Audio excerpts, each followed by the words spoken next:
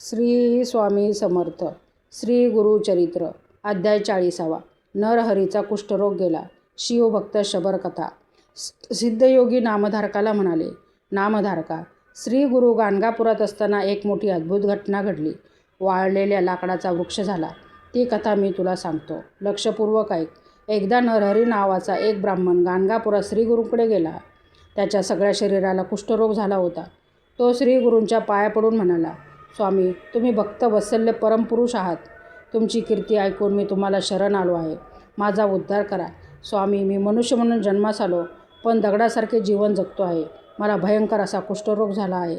सगळ्या लोकांनी मला वाळीत टाकले आहे. मी यजुर्वेदाचे अध्ययन केले आहे, परंतु भोजनासाठी मला ब्राह्मण म्हणून कोणीही बोलवित नाही. सगळ्या नातलगांनी मला हाकलून लावले आहे. सकाळच्या वेळी कोणीही माझे तोंडसुद्धा पाहत नाही. त्यामुळे मला आता जगण्याचा कंटाळा आला आहे. गतजन्मी मी अनेक पातके केली असणार, त्यामुळेच मला हा कर्मभोग भोगावा लागतो आहे. मी आजपर्यंत अनेक व्रते तीर्थे केली, सर्व देवदेवतांची पूजा केली, पण माझा रोग काही बरा झाला नाही. आता आपल्या चरणाशी आलो आहे. तुम्ही जर माझ्यावर कृपा केली नाहीत तर मी प्राणत्याग करीन. असे बोलून त्याने श्रीगुरूचे स्तवन केले. त्याचे ते दुःखपूर्ण बोलणे ऐकून श्रीगुरूंना त्याची दया आली. श्रीगुरू त्याला म्हणाले, तुझ्या पूर्वजन्मातील पापामुळे तुला हा रोग झाला आहे.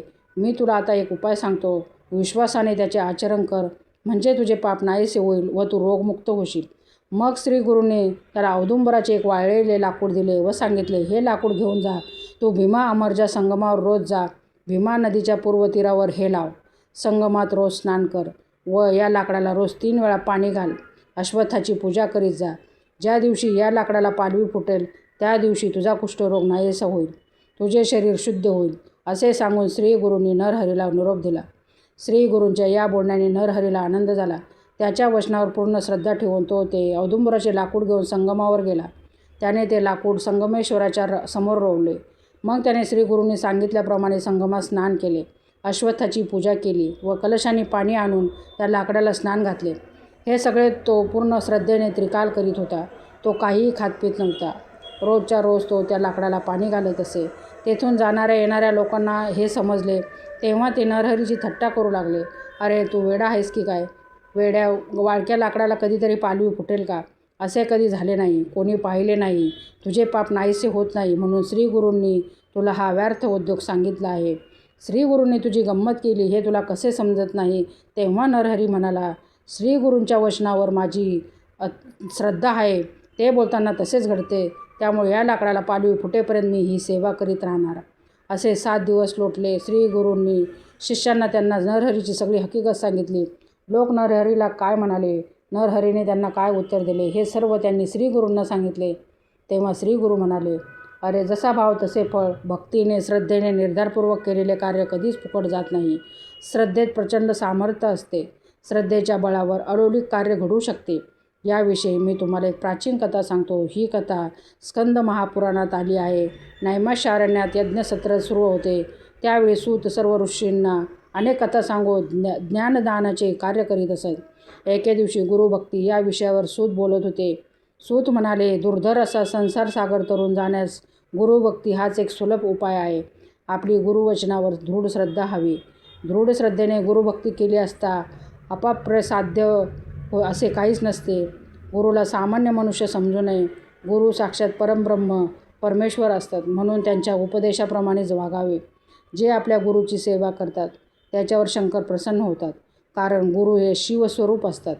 मंत्र, तीर्थ, द्विज, देव, ज्योतिषी, औषध व गुरु यांच्यावर ज्याची श्रद्धा असते तसे फळ त्याला मिळते.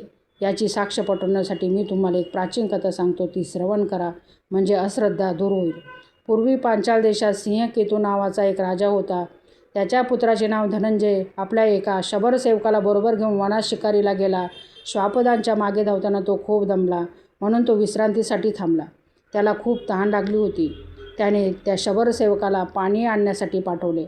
तो शबर पाणी शोधण्यासाठी वनात फिरत असता त्याला एक जीर्ण मोडके तोडके मंदिर दिसले. तो त्या मंदिराजवळ गेला. त्या मंदिराच्या चबुतऱ्यावर त्याला एक शिवलिंग दिसले. ते शिवलिंग अत्यंत साधे व सूक्ष्म होते. ते शिवलिंग म्हणजे परमभाग्य असे त्या शबराला वाटले. पूर्वकर्माने प्रेरित झालेल्या त्या शबराने तो शिवलिंग उचलले व राजपुत्राला दाखविले. युवराज, हे पहा शिवलिंग किती सुंदर आहे. मला येथेच मिळाले. असे तो शबर म्हणाला. राजपुत्र हसून म्हणाला, अरे भग्न झालेले शिवलिंग घेऊन तू काय करणार आहेस? त्यावर शबर म्हणाला, मी याची आदरपूर्वक पूजा करीन. आपण मला पूजाविधी सांगा. मला मंत्रतंत्र काही येत नाही. तरीसुद्धा मी याची भक्तिभावाने पूजा केली तर भगवान शंकर प्रसन्न होतील. शबराचा तो भोळा भाव पाहून राजपुत्राला हसू आले. मग तो म्हणाला, ठीक आहे, शुद्ध आसनावर या शिवलिंगाची स्थापना कर व संकल्पपूर्वक शुद्ध जलाने अभिषेक कर. गंध, अक्षता, वनपत्रे, फुले, धूप, दीप इत्यादींनी पूजा कर. रोज स्मशानातून चिताभस्म आणून या शिवलिंगाला लेपन कर.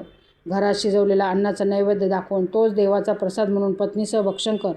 त्या शबराने घरी परत आल्यावर ते शिवलिंग आपल्या पत्नीला दाखवले. तो तिला म्हणाला, भगवान शंकर आपल्यावर प्रसन्न आहेत म्हणूनच हे शिवलिंग मला सापडले. आता गुरु उपदेशानुसार याची आपण पूजा करूया. त्याच्या पत्नीने मोठ्या आनंदाने ते मान्य केले. मग एका शुभ मुहूर्तावर त्या शबराने शिवलिंगाची स्थापना केली व राजपुत्राने सांगितल्याप्रमाणे दररोज त्या शिवलिंगाची पूजा सुरू केली. तो दररोज स्मशानात जाऊन चिताभस्म आणीत असे. पण एके दिवशी त्याला स्मशानात चिताभस्म मिळाले नाही. त्याने आजूबाजूच्या गावात शोधाशोध केली पण चिताभस्म मिळाले नाही.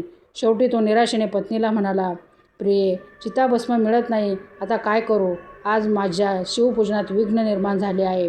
पूजेशिवाय मी क्षणभरसुद्धा जिवंत राहू शकणार नाही. चिताभस्म नाही तर पूजा कशी करणार? गुरुने सांगितल्याप्रमाणेच पूजन झाले पाहिजे, नाही तर ते व्यर्थ जाणार. आपल्या पतीची व्याकुलता पाहून शबर पत्नी म्हणाली, घाबरू नका, चिंता करू नका, मी उपाय सांगते. आपले हे घर जुनाट आहे. मी स्वतःला या घरात कोंडून घेते. मग तुम्ही घराला आग लावा. मग आपल्याला चिताभस्म मिळेल. शबर म्हणाला, तू हे काय बोलतेस? मानवी शरीर धर्म कामेक्षेसाठी श्रेष्ठ साधन आहेस. मग तुझ्या या सुखोचित शरीराचा त्याग का बरे करतेस? मी तुझा घात कसा करू? मला स्त्रीहत्येचे पाप लागेल. शंकरही प्रसन्न होणार नाहीत. शबर पत्नी म्हणाली, दुसऱ्याच्या हितासाठी आपल्या प्राणाचा त्याग करणे यातच जीवनाची सफलता आहे. मग भगवान सदाशिवासाठी प्राणत्याग करावा लागला तर त्यात वाईट ते काय? शिवाय या देहाचा कधीतरी नाश होणारच. तो सत्कार्यासाठी उपयोगी पडला तर त्यात मला आनंदच आहे. माझे प्राण गेले तरी चालतील, पण शिवपूजनात खंड पडू देऊ नका. आपल्या पत्नीचे विचार ऐकून शबराने शेवटी तिला संमती दिली. मग शबर पत्नी स्नानादी करून शिवस्मरण करीत बसली. शबराने घराला आग लावली. त्याला चिताभस्म मिळाले. त्याने चिताभस्माने शिवपूजा पूर्ण केली. पूजा संपल्यानंतर प्रसाद घेण्यासाठी त्याने नित्याप्रमाणे आपल्या पत्नीला हाक मारली. हाक मारताच त्याची पत्नी पुढे आली व जळलेले घर होते तसे झाले.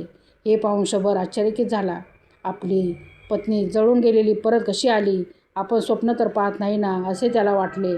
त्याने आपल्या पत्नीला विचारले, तू तर जळून भस्म झाली होतीस, मग येथे कशी आलीस? त्याने आणि घर होते तसे कसे झाले?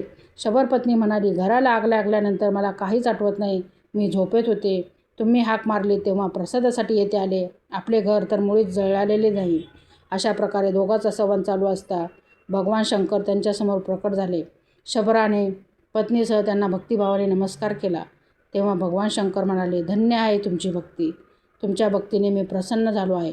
तुम्हाला राजपद मिळेल. इहलोकातील सर्व सुखे ऐश्वर्य तुम्हाला प्राप्त होतील. शेवटी तुम्हाला स्वर्गप्राप्ती होईल. ही कथा सांगून श्री गुरु म्हणाले, सर्व पुण्यकर्मात श्रद्धा पाहिजे. शबराला केवळ श्रद्धेमुळेच उत्तम गती प्राप्त झाली. म्हणून श्रद्धा महत्त्वाची. श्रद्धा नसेल तर फळ सर्व खटाटोप व्यर्थ आहे. जसा भाव तसे फळ. भक्तीने श्रद्धेने केलेले सर्व कार्य कधीच फुकट जात नाही. मग एके दिवशी श्री गुरु नरहरीला पाण्यासाठी संगमावर गेले. नरहरीचे औदुंबराच्या लाकडाला पाणी घालणे चालूच होते. नरहरीची भक्ती पाहून श्री गुरु प्रसन्न झाले. त्यांनी आपल्या कमंडोलातील तीर्थ त्या लाकडावर शिंपडले. त्या क्षणी त्या लाकडाला पालवी फुटली आणि नरहरीचा रोग नाहीसा झाला. त्याचे शरीर तेजस्वी झाले. त्याला अतिशय आनंद झाला. त्याने श्री गुरूंना साष्टांग नमस्कार घातला. तो त्याची इत्यादी लोकांनी स्तुती करू लागला. श्री गुरूंनी नरहरीला आपल्या मठात नेले. त्याचा कुष्ठरोग नाहीसा झाला म्हणून मोठे अन्नदान केले. नरहरीला श्री गुरूंनी आशीर्वाद दिला, तुला कन्यापुत्र, धन, गोधन सर्व काही लाभेल. तुझी वंशवृद्धी होईल. आजपासून तू योगेश्वर म्हणून ओळखला जाशील. आमच्या सर्व शिष्यात तू थोर ठरशील. आता तू कसलीही चिंता करू नकोस. आता तू तुझ्या बायका मुलांना घेऊन ये. सर्वजण आमच्या येथेच राहा. तुला 3 पुत्र होतील. त्यातील एक योगी नावाने प्रसिद्ध होईल. तोही आमची सेवा करील. असा आशीर्वाद देऊन श्री गुरूंनी नरहरीला विद्या सरस्वती मंत्र दिला. श्री गुरूंच्या आदेशानुसार नरहरी आपल्या बायका मुलांसह गाणगापुरात श्री गुरूंच्या सेवेत आनंदाने राहू लागला. अशा रीतीने श्री गुरु चरित्रामृतातील नरहरीचा कुष्ठरोग गेला. शिवभक्त शबर कथा नावाचा अध्याय 40वा समाप्त.